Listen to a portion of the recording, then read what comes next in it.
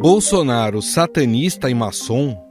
Lula vai acabar com as igrejas e perseguir cristãos em um possível mandato? Você deve ter se deparado com alguma dessas informações que circulam nas redes sociais nos últimos dias. Há poucos dias, as mídias digitais foram inundadas por um vídeo de 2017 que mostra o candidato à reeleição Jair Bolsonaro discursando em uma loja da maçonaria. Nós corremos um risco ainda muito sério, tão ou mais grave que a corrupção, que é a questão ideológica. Nós temos tudo para sermos uma grande nação. Às vezes, a gente olha para um país pequeno que nada tem e são destaque no mundo. Nós, com todo esse potencial que aqui temos, lamentavelmente, devemos muito ainda para chegar próximo a essa nação.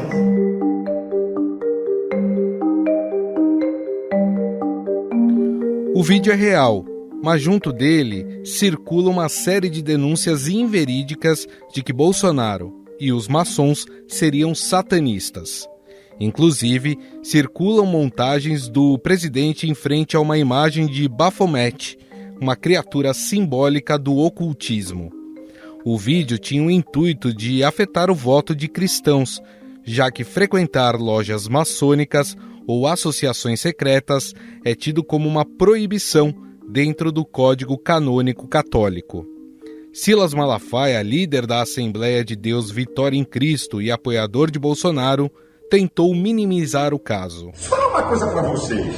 O presidente é presidente de todos. Ele na igreja evangélica, na igreja católica, outras religiões, ou na maçonaria, que é uma sociedade, isso é questão dele. Eu não sou maçom e não adianta querer manipular vídeo meu. Sou contra que um evangélico seja maçom. Tem algum maçom aqui? Algum maçom? Então, amigos, aqui é a verdade. Já do outro lado, as publicações que atacavam o ex-presidente Lula mentiam sobre o presidenciável perseguir e ameaçar cristãos e apoiar a invasão de igrejas. Nos posts, o petista é relacionado ao presidente da Nicarágua, Daniel Ortega, que tem atacado religiosos no país. Dentre os que compartilham essas informações estão Eduardo Bolsonaro e Felipe Martins, assessor de assuntos internacionais da presidência.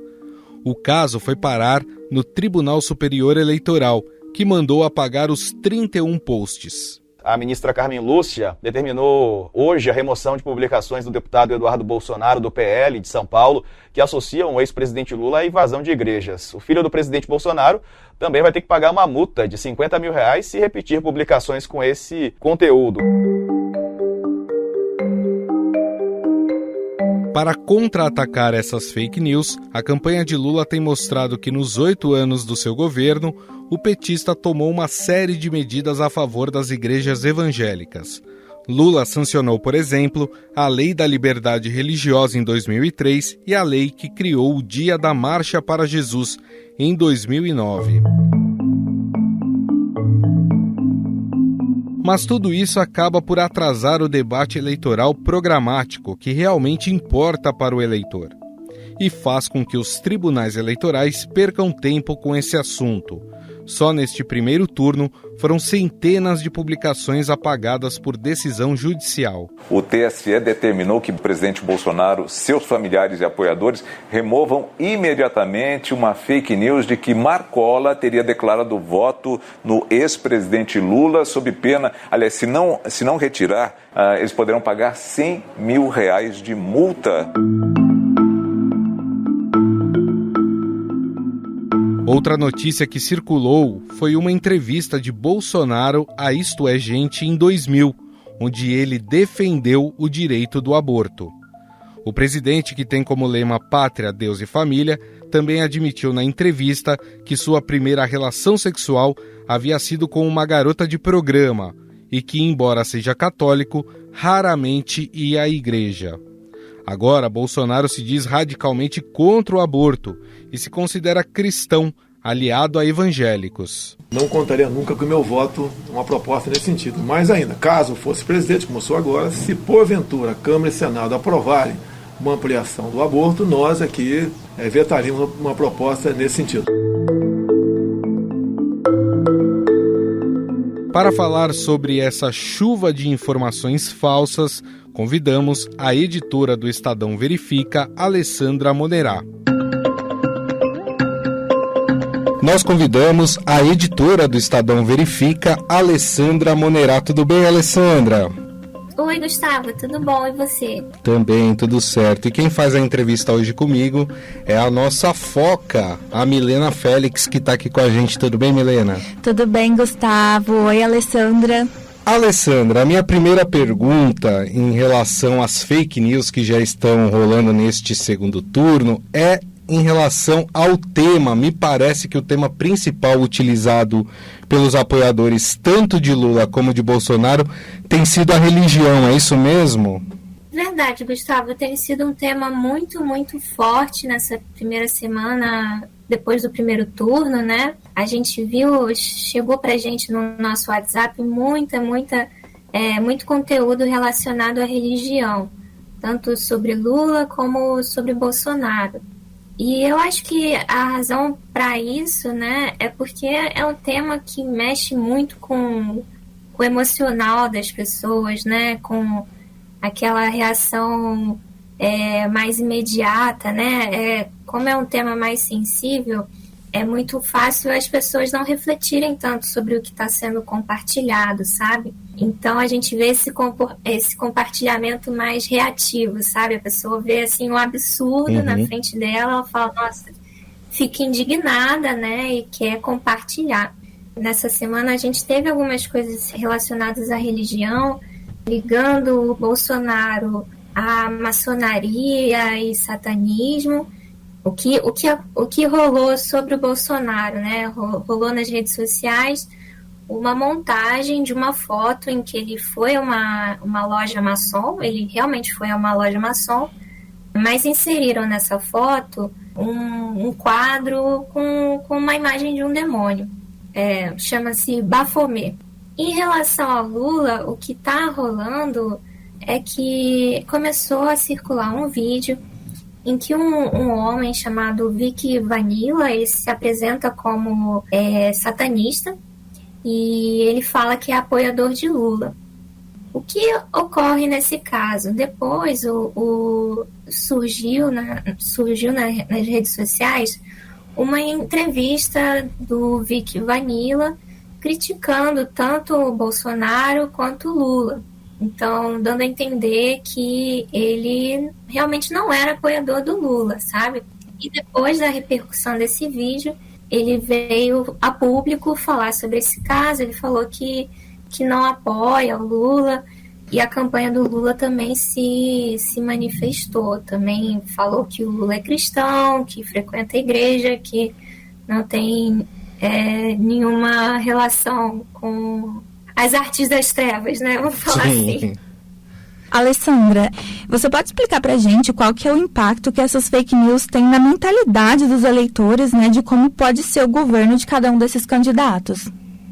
É uma boa pergunta. Eu fico preocupada com essas fake news que estão rolando, sabe? Porque eu acho que baixa o nível da discussão, né? Vira um período eleitoral em que se usa muito medo, né? Se usa muito o artifício do medo, e acaba não se discutindo proposta, acaba não se comparando os candidatos realmente, né? Essa retórica do medo, né? De criar pânico, que é uma coisa muito, muito utilizada na desinformação. A desinformação, os produtores de desinformação, eles querem causar essa reação emocional, sabe? Essa reação instantânea, essa reação em que a pessoa não pensa realmente sobre o que está compartilhando. Então, assim, eu acho lamentável, né, que a gente esteja falando sobre isso, né? E além da religião, a gente percebe também que essas fake news, elas são muito pautadas por aquela pauta de costumes, né? A gente tem a questão do aborto. Eu já vi, aliás, me mandaram outro dia uma de que o Lula iria criar banheiros unissex, não teríamos mais os banheiros separados, homens e mulheres, que agora todo mundo usaria o banheiro junto. Quer dizer, essa também é uma arma, né? Essa pauta de costumes é muito forte para as fake news, né? A gente também vê isso circulando muito, e até uma reedição de uma fake news, de uma desinformação lá de 2018 sobre o kit gay, né? O suposto kit gay, que seria um material distribuído em escolas. Até o próprio Bolsonaro chegou aí no Jornal Nacional com aquele livro, não sei se vocês lembram, se chama Aparelho Sexual e Companhia. Sim. É um livro destinado a adolescentes, né, mais de 11 anos, falando sobre educação sexual. Não tem nada de errado com o livro, assim, a meu ver, lógico, minha opinião, mas ele falou uma mentira de que esse livro estaria sendo distribuído em escolas pelo Ministério da Educação, o que não ocorreu. Esse livro não foi distribuído pelo Ministério da Educação. Então a gente vê até hoje circulando isso, sabe? De que esse livro estaria divulgando uma erotização precoce das crianças e que faria parte de um kit gay, né? Bem entre aspas, porque não existiu esse kit gay, né? Não é verdade que tenha sido distribuído em escolas e tudo mais. E, por exemplo, o vídeo que indicava que o ex-presidente Lula tinha relação com o satanismo foi compartilhado nas redes sociais pelos filhos do presidente Jair Bolsonaro. Em alguns momentos, a gente vê nas campanhas eleitorais dos candidatos, eles incentivando, afirmando de alguma forma esses discursos sobre os outros. Você acha que as fake news sobre o outro lado possam estar sendo aproveitadas pelos candidatos em vez de fazer propostas?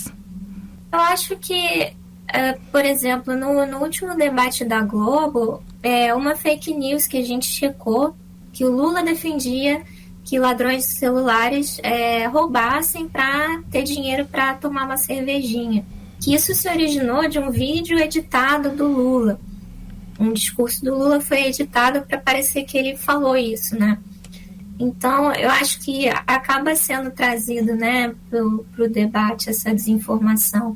Acaba repercutindo mesmo, né? Para a gente encerrar, Alessandra, queria perguntar para você sobre o que vocês têm recebido, se vocês têm percebido que já nesse segundo turno há um aumento de fake news para serem checadas em relação ao primeiro turno. Olha, Gustavo, a gente está trabalhando muito, muito, muito. Realmente aumentou bastante. Já nessa primeira semana a gente conseguiu sentir a diferença. Só de mensagens que a gente recebe pelo WhatsApp, a gente já conseguiu sentir um aumento enorme no volume. E a gente, estava falando muito sobre religião, né? Uhum. Mas as principais que a gente tem feito são sobre o processo eleitoral, sobre urnas eletrônicas, pessoas que alegam ter ocorrido fraude, né, na apuração. A gente tem visto muito vídeos de eleitores que dizem que chegaram no local de votação e já tinha outro eleitor votado no lugar. E aí, em todos os casos que a gente apurou, não houve nenhuma fraude, foi erro do mesário, né? Erro humano de mesário autorizar a pessoa errada, colocar a identificação errada, ou a pessoa assinar no local errado.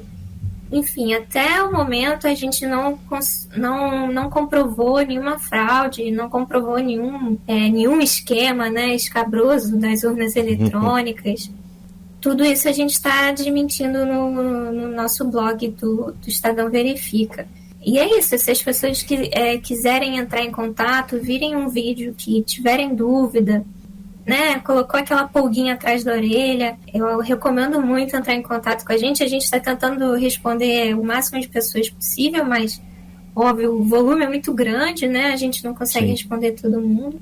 Queria deixar essa mensagem da pessoa parar um pouquinho e pensar, refletir um pouco antes de compartilhar.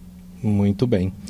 Bom, nós conversamos com a editora do Estadão Verifica, a Alessandra Monerá, que nos falou um pouquinho sobre essas fake news que chegam aqui para nós no Estadão, né, para o pessoal do Estadão Verifica, né, e o trabalho que se tem em checar essas informações para levar a informação verídica ao eleitor. Alessandra, queria te agradecer mais uma vez. Muito obrigado, viu? Obrigada, Gustavo. E agradecer também a Milena Félix, a nossa foca, que esteve aqui com a gente também nessa entrevista. Obrigado, viu, Milena? Obrigada, Gustavo. E se você receber alguma informação da qual duvide da veracidade, manda um WhatsApp para o Estadão Verifica no telefone 11 97683 7490.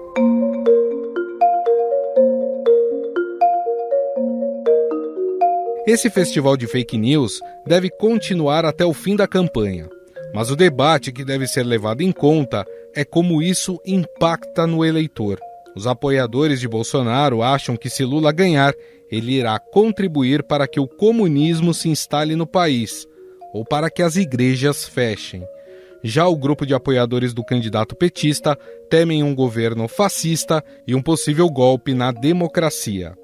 São mentiras que tiram o foco do debate programático e têm como objetivo levar o medo para o eleitor. Para entender os impactos psicológicos dessas notícias falsas e as consequências delas no voto brasileiro, vamos conversar com Daniel Martins de Barros, psiquiatra do Instituto de Psiquiatria do Hospital das Clínicas e colunista do Estadão.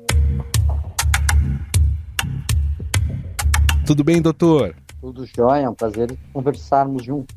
É isso aí. Doutor, a gente sabe, né, que existem as fake news que atacam a honra de um candidato, é um ataque pessoal a um candidato. Mas a gente sabe também que tem aquelas com o intuito de causar medo nas pessoas. Vou dar um exemplo. Está circulando nas redes sociais que um dos candidatos, se for eleito, vai fechar as igrejas no Brasil. E aí eu queria tentar entender, o medo, ele é de fato um instrumento efetivo, principalmente em uma eleição? Olha, o medo, ele é a emoção mais lucrativa que existe. A gente valoriza o amor e a gente vê as histórias de amor, né, valoriza a honra e as pessoas fazendo as coisas assim por orgulho, até por vaidade, mas o medo mobiliza demais a gente, porque ele é uma emoção que existe para nos proteger e nos permitir a sobrevivência, né? Então, o medo é aquela emoção que veio instalada no nosso cérebro ali da época em que a gente tinha que ouvir um barulho e fugir porque podia ser um leão, né? Ouvir um rugido ali, ouvir qualquer estrondo e sair correndo, porque isso podia colocar em risco a nossa sobrevivência. Então, o medo, ele nos mobiliza muito, ele capta muito a nossa atenção e a gente fica com a urgência de fazer alguma coisa para se livrar daquele medo. Por isso, ele é tão mobilizado e tão capitalizado nas campanhas eleitorais, para que as pessoas realmente fiquem com medo de determinados comportamentos, de determinados riscos, que podem ser reais ou não, mas uma vez que a pessoa fique com medo, ela vai querer se livrar daquele medo, né? Se livrar daquela sensação. E no caso, a estrutura e a arquitetura das fake news se você quiser se livrar desse medo, vote em mim ou não vote no outro.